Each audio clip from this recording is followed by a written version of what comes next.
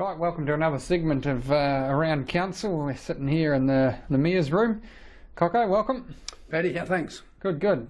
First, just want to touch on our Reefton meeting a couple of weeks ago. It was great to see all the councils come together. We can't sort of say too much about it, but your views on that? Yeah, Paddy, there was 40 odd councillors in that room, which was a good turnout. And it was all about the growth study that the government's doing here for the West Coast at the moment, and we are progressing well with it. And the growth study panel that they've put in place, which is really made up of businessmen throughout the West Coast, they are trying initially to get a better system with Development West Coast, Tourism West Coast, and all the little bodies that are around the West Coast.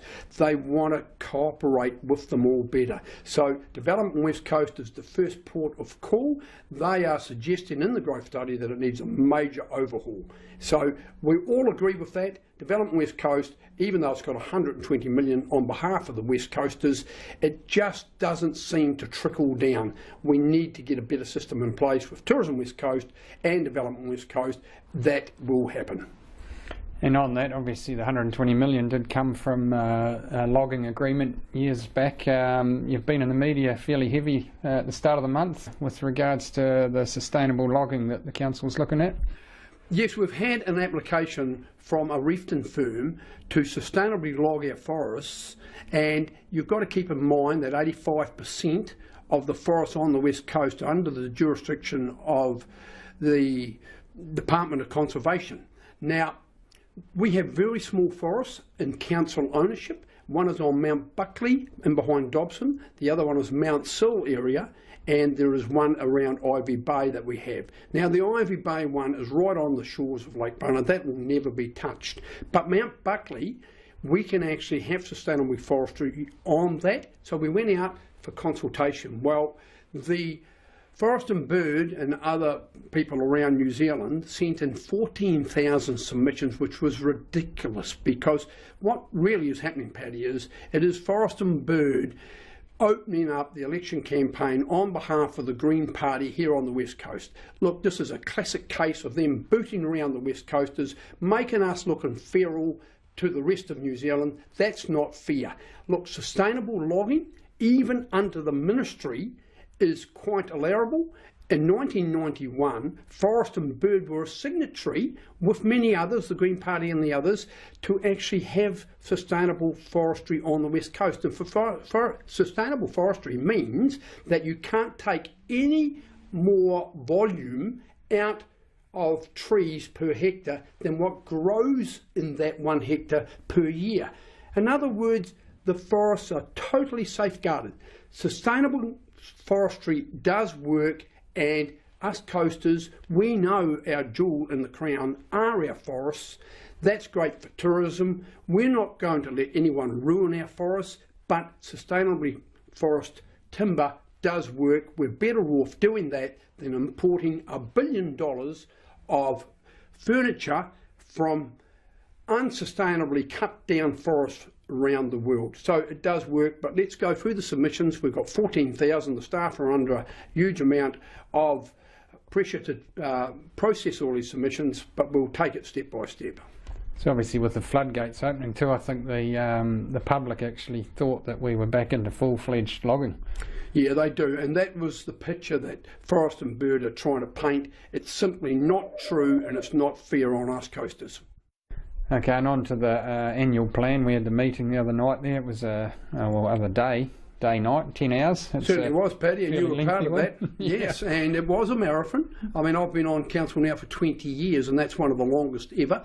I mean, that went for 10 hours solid, and we got a lot of work done. It was an excellent plan. We're in a good space at the moment, and we have had to settle on a 3.81% rate rise, which is okay, but it's at the top end from my point of view. And at the end of the day, but there were some good things we did. We have actually done a lot of work around the countryside, and in that I'm saying that Blackbull, we're doing trenching up there, filling in trenches that have been there for a long time. It's 100,000 there, 100,000 towards new toilets up there. In Runanga we've put 40,000 for footpaving, and also we're going to put a dog run in Runanga. So there's a lot of work that that we've actually put in there. We've put the money forward to strengthen the left bank art gallery and many other things. So it was a really good annual plan. It was progressive. And obviously the big one of the night that didn't quite go through, History House. We look like we're reassessing things there with regards to possibly a archiving centre.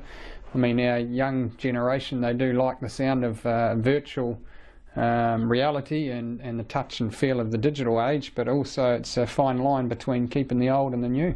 Certainly is, Paddy. And this argument is not about not having a collection for History House and losing the ownership. That is definitely not up for debate. All councillors agree that we need to have the History House collection on display somewhere. But the problem is that the History House in Gresson Street that we have now has got to have $141,000 spent on it for earthquake proofing, and it's only getting 6 or 7 people a day getting it down there. So councillors want more information. We have got some options to go to the Dick Smith building, but there's not enough information around the business plan. And also, yes, we've made progress looking at the Harbour Board building for archival reasons. So we want to have a good collection, we want to have it on display, but we want to do it in a cost efficient way for the ratepayers. So yes, council was unanimous that we will all wait, get some more information. That will help us to make a better decision down the track.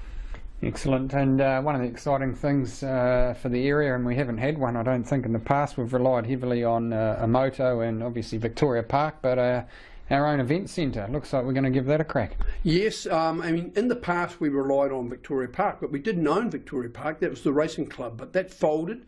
And over the last few years, we have had nowhere to have events. We have had a motor in other places, but a lot of people want it in Greymouth itself. So we are looking at the airport, and council last week signed off on the airport, subject to 1 or 2 rules that we want in it. So we are talking with that big event that is going to come to Greymouth, and providing we tick off those 1 or 2 little things that the council has put around it, we will then have an events area. So that's great progress too. And if we can get that event for Greymouth, we are back in the system, because these type of events bring huge amounts of economic development to the district. You talk about economic development, that'll be absolutely massive, securing this one. How's the town holding up? Town's holding up really well. I had social welfare in the other day, and the good news is that with the tourist boom that's going on at the moment, and after the tough 6 or 7 years that we have had here in Greymouth, unemployment at the moment is down to 3%, which is one of the lowest we've ever had. So that is a feather in the cap for everyone. Our economy is turning around, starting to move in the right direction. It's been driven by tourism, farming's picking up again. These are big economic planks for our district. We have to keep pushing them forward. What's happening, but it is tempered by the fact that online buying is getting bigger and bigger. So you've got this situation that Hokitika, Westport and Greymouth CBDs will be under pressure in the future, because they need to shrink down more because of online buying, because of the big box warehouse, because of the big supermarkets that are in these towns now. They are under pressure. So the CBDs are not reflecting the true economy out there. Tradesmen, there's a lot of housing going on, there's a lot of work out there. So things are turning around. We've still got an economy that's sluggish, but it's certainly a lot better than what it was 2 years ago. We need, as a council, to keep driving that forward, Paddy.